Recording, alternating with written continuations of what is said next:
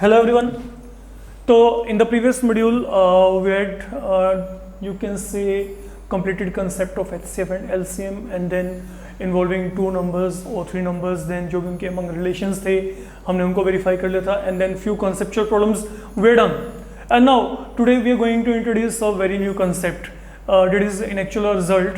That is your fundamental theorem of arithmetic.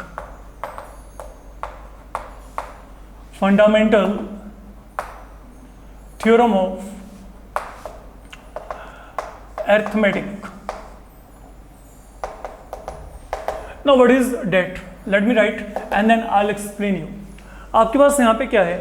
As per fundamental theorem of arithmetic, every composite number can be written as product of prime, and this representation is unique one.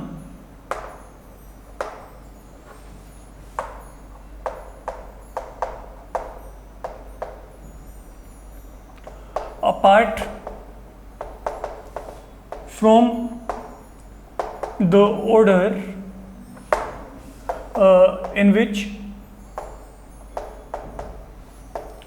prime factors occur. Now what I mean by that?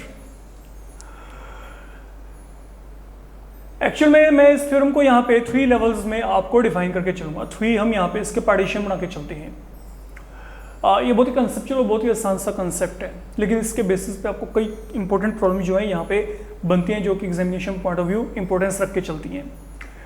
अगर मैं आपको यहाँ पे बात करता हूँ, पहली बात तो what is the composite number. Generally अगर मैं कॉम्पोजिट नंबर को रफली डिफाइन करता हूँ तो मैं कहता हूँ the numbers other than prime. Other than prime जितने भी नंबर हैं दे आर कॉम्पोजिट. बट अगर मैं और एक्यूरेट डेफिनेशन की तरफ चलना चाहता हूं तो मैं यहां पे ये कहता हूं the numbers having more than 2 factor. Having more than 2 factors.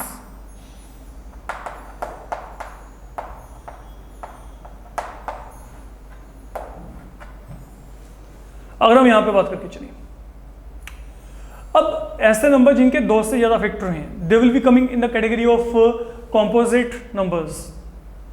वैसे अगर आप यहाँ पे इस पूरे कंसेप्ट को यहाँ पे देख के चलते हैं, लोग चाहे तो आप ये सोच लो कि सब प्राइम को अपने दिमाग से बाहर निकाल दो कि प्राइम नंबर जितने बाहर निकाल दिए, 1 को भी एक्सक्लूड कर दो. 1 is also not to be included, क्योंकि 1 का एक ही फैक्टर होता है 1 इटसेल्फ. और कॉम्पोजिट नंबर के अकॉर्डिंग मेरे को क्या चाहिए? ऐसे नंबर चाहिए जिनके कितने फैक्टर हों? कम से कम 2 फैक्टर हों.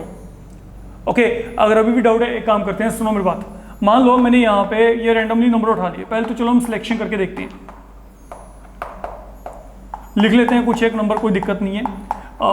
20-25 तक लिख के देख लेते हैं, उसके बाद आपको अपने आप ये आइडिया हो जाएगा कि व्हाट इज हैपनिंग हियर. एक काम करो, इनमें से सभी प्राइम नंबर बाहर निकाल दो. 2, 3, 5, 7, 11, 13, 17, 19, 23 एक्सक्लूडेड. बाहर निकाल दिए सभी. 1 को भी मैं कह रहा हूँ 1 को भी बाहर निकाल दो. बच गया उनको उठा लो. अब बच गए उनको उठा लीजिए. क्या क्या है वो? 4, 6, 8, 9, 10, 12, 14, 15, 20, 21, 22, 24, 25. These are your composite numbers. अब ये composite क्यों है देखना चाहते हैं? ये देखो यहाँ पे 4 है, इसके फैक्टर क्या है? 1, 2, 4. ये तीनों इसको डिवाइड करते हैं. Every number is a factor of itself. Remember it. 6 है, के फैक्टर क्या है? 1, 2, 3, 6. ये चारों इसको डिवाइड करते हैं. 8 के फैक्टर क्या है? 1, 2, 4, 8. 9 के फैक्टर क्या है? 1, 3, 9. 10 के फैक्टर क्या है? 1, 2, 5, 10. Think upon all these things. 1, 2, 3, 4, 6, 12. ये 12 के फैक्टर हैं. 14 की बात करेंगे 1, 2, 7, 14, 15 की बात करेंगे 1, 3, 5, 15. नाउ यू कैन चेक, जैसे मर्जी आप हर एक नंबर को उठा के देख लो, वहां पे कम से कम आपको जो है फैक्टर 2 तो मिलेंगे कम से कम। 2 का मतलब क्या है, 2 से ज्यादा ही हमेशा। प्राइम नंबर के एक्यूरेटली 2 फैक्टर होते हैं, जितने भी प्राइम है उनके 2 फैक्टर होते हैं, 1 एंड नंबर इटसेल्फ। कॉम्पोजिट के क्या है, 2 से ज्यादा फैक्टर हैं। तो मैं यहां पे क्या कर रहा हूं, मैं ये डेफिनेशन में सबसे पहली बात तो जो एम्फेसिस कर रहा हूं वो कर रहा हूं कॉम्पोजिट नंबर के ऊपर। मतलब अब सिलेक्शन आपका ऐसे किसी एक नंबर में से रहेगा, any composite number can be taken. Suppose I am having 50 with me, I am having 96 with me, ठीक है। या फिर मैं कोई भी इस तरीके से एग्जांपल लेके चल सकता हूं। आप मान लीजिए मैं यहां पे 120 लेके चलता हूं। ये सब यहां पे क्या है, कॉम्पोजिट नंबर है। 32 कॉम्पोजिट नंबर है। Anyhow, a few of example are taken here. Now every composite number can be written as product of prime. मैं हर एक composite नंबर को प्रोडक्ट ऑफ प्राइम के फॉर्म में लिख सकता हूं। Is it true? या ऑब्वियस सी बात है, आप इसके प्राइम फैक्टराइजेशन कर दो, you find the factors there, prime factor आप यहां पे निकाल दीजिए। प्राइम फैक्टर कैसे निकालने हैं, आई डोंट थिंक इसमें आपको कोई भी डिफिकल्टी है। 50 के अगर आपने प्राइम फैक्टर निकाले, look that is the way, all of you know. तो प्राइम फैक्टर क्या आ गए, 2 इंटू 5 इंटू 5। 96 के क्या आएंगे, 2 4 8 1 6 3 2, 96 ही आ गए। अगर मैं 124 की बात करता हूं, 124 के क्या आएंगे, 2 4 8 3 24 5 1 20। 32 की बात करते हैं तो यहां पे क्या आएगा, 2 को 5 टाइम मल्टीप्लाई किया, mean 2 into 2 into 2 into 2 into 2। ये तो बच्चे what is happening now, look every composite number can be written as product of prime. I'm successfully writing every composite number in the form of product of prime and you are able to do that very easily. शर्त ये है कि वो composite ही हो। मैंने सिर्फ ये बात की है फिलहाल के लिए। आगे मैंने क्या कहा, and this representation is unique one. अब ये रिप्रेजेंटेशन यूनिक होने का मतलब यहां पे क्या है, देखो अब ये जो वर्ड यूनिक है, that is going to be of a huge importance, big importance. अब इसको चेक करना कैसे, मैंने आपको कहा कि जो 50 की प्राइम फैक्टराइजेशन है वो यहां पे ये है। अच्छा अब मैं आपको एक बात बोलता हूं, आप सोच के देखना। आप ना मेरे को कोई ऐसे नंबर्स बताओ इनके सिवाय, ये मेरे पास ना एक ट्रिपलेट बन गया 2 5 5, मैं इनको मल्टीप्लाई किया, मेरे को 50 मिल रहा है, ठीक है, I am comfortable with that. अब मैं आपको कहता हूं कि मेरे को आप ऐसे नंबर बताओ जिनको मल्टीप्लाई करके 50 आ जाए, बट वो जो नंबर बताओगे वो इनके सिवाय कुछ और होनी चाहिए, एंड सेकेंडली वो प्राइम हो। बात समझ के चलना जो मैंने बोली है। मैंने आपको क्या कहा है, मेरे को ऐसे नंबर बताओ, ठीक है, इनके सिवाय कि जिनको मल्टीप्लाई करके क्या आ जाए 50, एंड देन सेकेंडली जो सबसे इंपॉर्टेंट है, they should be prime. You think upon that, impossible to get, impossible. Number ये आएंगे आपके पास, क्योंकि मेरे को नंबर ही सिर्फ ये मिल रहे हैं। That is why I am saying कि ये रिप्रेजेंटेशन यहां पे क्या है, ये यूनिक है।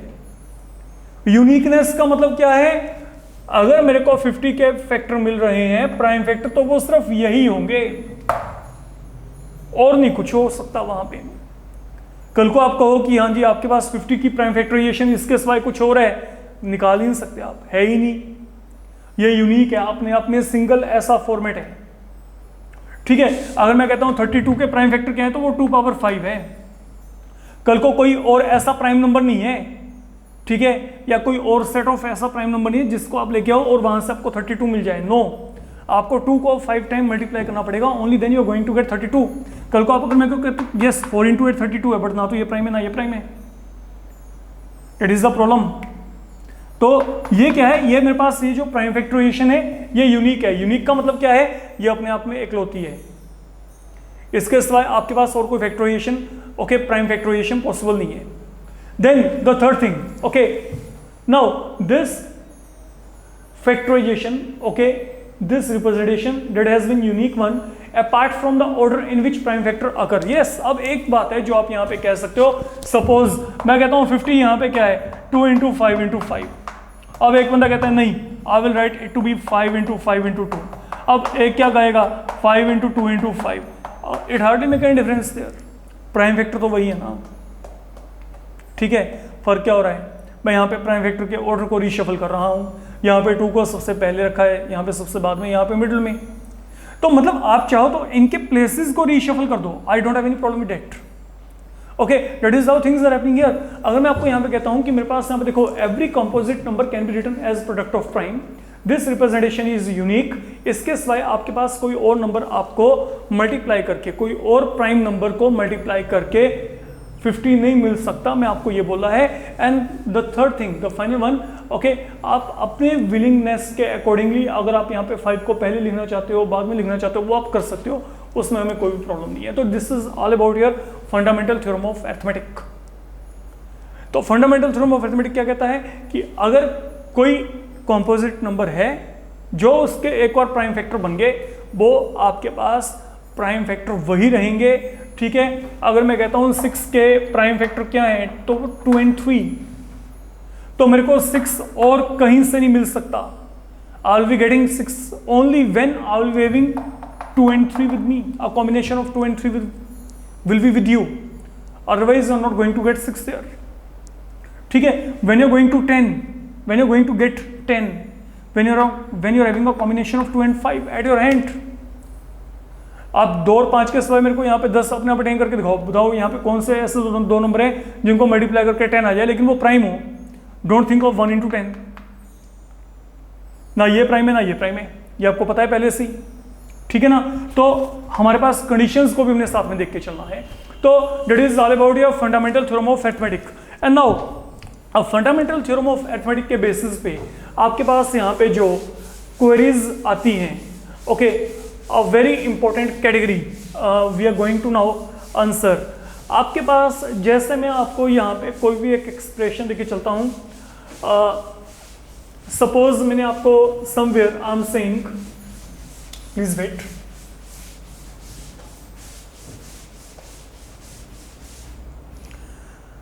मैंने कोई भी एक एक्सप्रेशन लिया like 6 power n। We will be taking lot of expressions here. आपके स्टडी में शायद 1 या 2 एग्जांपल्स ही ली हुई हैं, हम यहाँ पे कुछ एक्सप्रेशंस को और भी लेके चल रहे हैं, तो please be very careful what I am saying here. और फंडामेंटल थ्योरम ऑफ अरिथमेटिक यहाँ पे किस तरीके से वर्कआउट करिए, ये आपने देख के चलना है।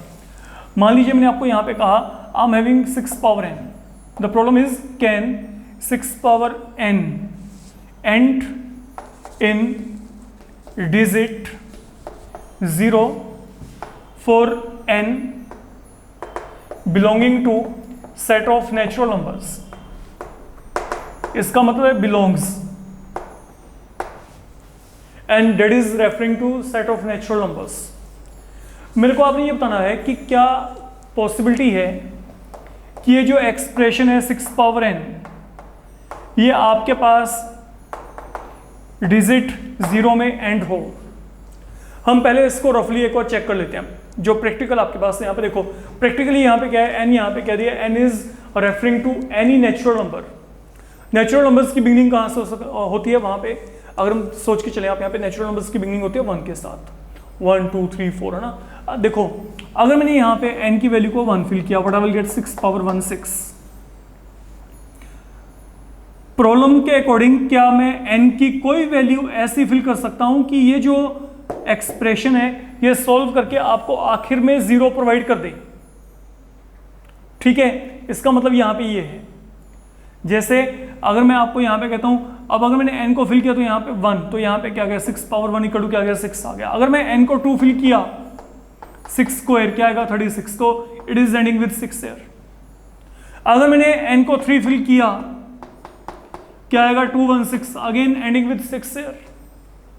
अगर मैं 4 फिल किया, it will be 1296, again I am ending with 6 here. कहते हैं क्या कोई n की वैल्यू कहीं पे इस पूरे सीक्वेंस में आएगी ऐसी? Is there any n okay which can provide you this final digit 0 here? आगे जो मर्जी हो आगे, उससे मेरे को मतलब नहीं है, मेरे को एंडिंग करनी है 0 के साथ। पॉसिबिलिटी है कि नहीं? हमने इसकी बात करके चलनी है यहाँ पे। अब इस कंसेप्ट को हम यहाँ पे किस तरीके से परस्यू करेंगे, इसको हमने चेक करना है। आपको ना यहाँ पे दो तरीके से इस प्रॉब्लम को अटैक करना है। आपकी रिक्वायरमेंट क्या है और आपको दिया क्या गया है। आपकी रिक्वायरमेंट क्या है, मेरे को इसे किस में खत्म होता है देखना है, डिजिट 0 में। अब सोचो अपने आप ही, अगर कोई भी आपके पास नंबर 0 में एंड होगा तो वहां पे क्या होगा। If any number is ending in digit 0, what will be happening there, है ना, व्हाट विल बी हैपनिंग, क्या होगा देखते हैं। कुछ एग्जांपल्स लेके चलते हैं। लाइक अगर मैं कहता हूं मेरे पास है 20 या फिर क्या 130, कुछ भी रैंडमली जो आपका दिल करता है, गंदे से एग्जांपल लेके चल पड़ो जहां पे आपके पास क्या हो, बाद में 0 हो। ओके, ये देखो 1365, let it be, it is ending इन 0। मेरे को बस एक 0, कम से कम एक 0 हो, 2 3 हो, वो आपकी चॉइस है। एनीहाउ मैंने कुछ एग्जांपल ली, जैसे ये 0 में ऐड करता है, ये 0 में ऐड करता है, ये 0 में ऐड करता है, ये 0 में ऐड कर रहा है, ठीक है। अच्छा सुनो, क्या पॉसिबल है कि मैं इसको लिखूं 2 into 10? क्या यह पॉसिबल है कि I can write it to be 13 into 10, then 247 into 10, 13650 into 10। Fine, अब चलते हैं आगे। अब ये जो 10 है, ये 10 को मैं क्या लिख सकता हूं, 2 into 5, 13 into 2 into 5, 247 into 2 into 5, 13650 into 2 into 5। तो व्हाट इज हैपनिंग नाउ, अब सोच के देखना अपने आप ही, जो मैं बोल के चल रहा हूँ। ये देखो, मान लो मैंने 340 लिया होता तो यहाँ पे क्या था, 34 into 10, तो 2 into 5। मतलब ये है कि अगर कोई नंबर 0 में एंड कर रहा है तो उसका प्राइम फैक्टराइजेशन जैसा भी होगा, उसमें आपके पास एक 2 और एक 5 कंपल्सरी होगा ही होगा। ये कंपल्सरी बेसिस पे होगा वहां पे, you can't deny its presence there. तभी 2 into 5 क्या बनेगा, 10 बनेगा। मेरे को बाकियों को देखने की जरूरत नहीं, हो सकता है बाकी 2 और 5 और भी आपको कहीं ना कहीं पे मिल जाए, जैसे यहाँ पे 2 5 और मिल जाएगा, मेरे को वो देखने की जरूरत नहीं। मेरे को तो सिर्फ ये बात करनी है कि अगर ये 0 में एंड होता है, ठीक है, तो अगर ये 0 में एंड हुआ तो 0 मीन 10, 10 मीन 1 to 1 5। मतलब अगर, अब समझ के चलना, अगर किसी नंबर ने 0 में एंड होना है तो उस नंबर के प्राइम फैक्टराइजेशन में एक 2 और एक 5 दोनों का होना जरूरी है। जब तक एक 2 और एक 5 आपको नहीं मिलेंगे, उनको मल्टीप्लाई करके आपको 0 नहीं मिल पाएगा, ठीक है, दोनों होने चाहिए। अब बात करते हैं, ये तो मेरे को पता लग गया कि अगर ये नंबर 0 में एंड होना चाहिए तो इसके फैक्टर किस फॉर्म में होने चाहिए बच्चे? हाँ जी, इसके प्राइम फैक्टर में एक 2 होना चाहिए और एक क्या होना चाहिए, 5। ये पक्का होना चाहिए। अब देखते हैं जो नंबर आपको दिया गया, what is the number given to you, 6 power n। अभी जो 6 पावर n है, इसे मैं क्या लिखूंगा, 2 into 3 पावर n। अब सोचो, ये 6 के फैक्टर बन गए, है ना। अब मान लो जैसे मैं आपको कहता हूं n की वैल्यू कुछ भी है, कुछ भी लेके चल पड़ो, चाहे मैं यहाँ पे n की वैल्यू को 10 लेके चलूं तो यहाँ पे क्या आएगा, 2 into 3 पावर 10। तो इसका मतलब क्या है, 2 पावर 10, 3 पावर 10। मतलब 2 कितने टाइम है, 10 टाइम, 3 क्या है, 10 टाइम है। इसका मतलब ये है, अगर मैं यहाँ पे 100 लेके चलता तो 200 टाइम होता, 3 क्या होता, 100 टाइम होता। अगर यहाँ पे आपके पास 6 पावर n है तो यहाँ पे इसका मतलब क्या है, 2n टाइम है, 3 क्या है, n टाइम्स है। अच्छा, अब इसका मतलब यहाँ पे क्या है, अब इसका मतलब ये है कि जो मेरे पास यहाँ पे है, अच्छा अब मेरी बात को समझ के चलना बड़े आराम से लॉजिकली। जैसे 6 पावर 10 था, मैंने क्या लिखा, 2 into 3 पावर 10। इसका मतलब क्या है, 2 पावर 10, 3 पावर 10। इसका मतलब क्या है, यहाँ पे 2 कितने टाइम है, 10 टाइम, ये 10 टाइम है, 2 को मैं 10 टाइम लिखूंगा। और अगर मैं यहाँ पे 3 की बात करूंगा तो 3 भी यहाँ पे क्या है, 10 टाइम्स। तो मतलब जो इसके फैक्टर बने उसके फैक्टर क्या आ रहे हैं, या तो 2 की फॉर्म में आ रहे हैं या फिर क्या आ रहे हैं, 3 की फॉर्म में आ रहे हैं। समझ के चलना यहाँ पे ऐसे ही अगर मैं यहाँ पे बात कर रहा हूँ तो यहाँ पे क्या है, यहाँ पे क्या है 2 पावर n 3 पावर n, मतलब 2 क्या है n टाइम है, 3 क्या है n टाइम है। तो व्हाट डज दिस मीन, जो 6 के फैक्टर हैं वहां पे क्या आ रहे हैं, जो 6 के फैक्टर हैं दे आर इधर कंटेनिंग 2 और 3, उसमें 2 और 3 के सिवा कुछ है ही नहीं। लेकिन अगर इसने 0 में एंड होना है तो 0 में एंड होने के लिए मेरे को क्या चाहिए, 2 के साथ क्या चाहिए, 5 चाहिए। 5 तो यहां पे कहीं पे आ ही नहीं रहा। अब सोचो कि क्या 5 के यहां पे आने की पॉसिबिलिटी है, नहीं है। क्यों नहीं है, क्योंकि वो थ्योरम है वहां पे। इस थ्योरम ने ऑलरेडी क्या रखा है कि जो आपके पास कोई भी कॉम्पोजिट नंबर है, ठीक है, जब आप उसको प्राइम फैक्टर की फॉर्म में लिखोगे तो ये रिप्रेजेंटेशन क्या है, यूनिक है, इसके सिवाय और कोई रिप्रेजेंटेशन हो नहीं सकती। मतलब अगर मैं चाहूं भी यहां पे 5 कहीं से आ ही नहीं सकता। तो मतलब अब हुआ क्या, अल्टीमेटली डिसीजन क्या निकला, देखो आप यहां पे ये कह के चलोगे जो 6 पावर n है, अगर मैं इस सम को समराइज करना चाहता हूं, 6 पावर n का जो प्राइम फैक्टराइजेशन है that involve 2n 3 as its prime factor. ठीक है, आप क्या कहेंगे, prime factorisation of 6 power n involves 2 and 3 as its only prime factors. That is one thing. Secondly आप क्या कहेंगे, if a number ends in digit 0 there is no need to take any example there. Okay, अब मैं आपको इसका answer बता रहा हूं जो आप आंसर लिख के आएंगे। ठीक है, लेट बी अगेन इनिशिएट। आप यहाँ पे अगर इसको आंसर करना चाहते हो तो कैसे करेंगे, आप बिगिनिंग कैसे करेंगे, if a digit is ending in digit, if a number is ending in digit 0, the prime factorisation of that should be involving 2 and 5 as one of its prime factors. ठीक है, मैंने क्या कहा, if a number ends in 0 then prime factorisation of that number should involve 2 and 5 as one of its prime factors. This is what I'm saying you here. अगर कोई भी number 0 में and किया तो उसके प्राइम फैक्टराइजेशन में एक 2 और एक 5 पक्का आएगा। देन आगे क्या कहेंगे, here prime factorization of 6 power n, okay, contains 2 and 3 as its only prime factors। तो ये आपके पास यहाँ पे जो है 6 पावर n के जो प्राइम फैक्टर आ रहे हैं वो किस फॉर्म में आ रहे हैं, या तो 2 की फॉर्म में आ रहे हैं या फिर 3 की फॉर्म में आ रहे हैं। And this representation is unique. ये रिप्रेजेंटेशन क्या है, यूनिक है। Why this representation is unique, as per fundamental theorem of arithmetic, as per fundamental theorem of arithmetic. This is all I can say. Now अब यहां पे क्या है, therefore what I can say, therefore there is no possibility of getting a 5 right here। 5 तो आप यहाँ पे कहीं पे किसी भी एंगल से इंट्रोड्यूस नहीं कर सकते, और जब यहाँ पे 5 इंट्रोड्यूस नहीं हो सकता तो 2 into 5 10, तो वहां पे वो 0 आपको कहीं मिलेगी ही नहीं। सिंपल बात है। तो आप यहाँ पे क्या कहेंगे, therefore there is no possibility of there is no possibility of 5 being there in prime factorization of 6 power n, and hence it can never end with digit 0। आपके पास जितने भी समय, लाइक अगर मैं कहता हूं what about 12 power n, what do you think, क्या ये कभी 0 में एंड हो सकता है? फिर वही बिगिनिंग करेंगे, if a number ends in 0 prime factorisation should be involving 2 and 5 as one of its prime factor. But अगर मैं इसके प्राइम फैक्टर देखता हूं तो ये क्या है, 2 into 2 into 3। Once again prime factor they have been in form 2 and 3, there is no presence of 5।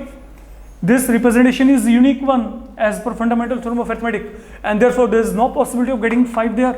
5 यहाँ पे प्राइम फैक्टराइजेशन में कहीं से आ ही नहीं सकता, और जब 5 यहाँ पे नहीं आ सकता तो ये नंबर कभी भी आपके पास 0 में एंड नहीं होगा।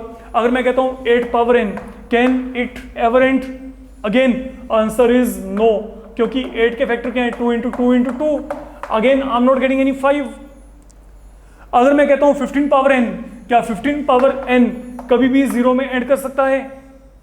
लुक 15 पावर n, इसके प्राइम फैक्टर क्या आएंगे 3 इंटू 5। अब प्रॉब्लम क्या है, अभी तक मेरे पास वहां पे 5 नहीं आ रहा था, अब यहां पे क्या नहीं आ रहा, 2 नहीं आ रहा है ना। अब यहाँ पे 2 की प्रॉब्लम है, अब मेरे को 5 मिल रहा है तो यहाँ पे 2 नहीं है, तो डेट इज वाई अब क्योंकि यहाँ पे 2 नहीं है तो again it will not be ending in digit 0।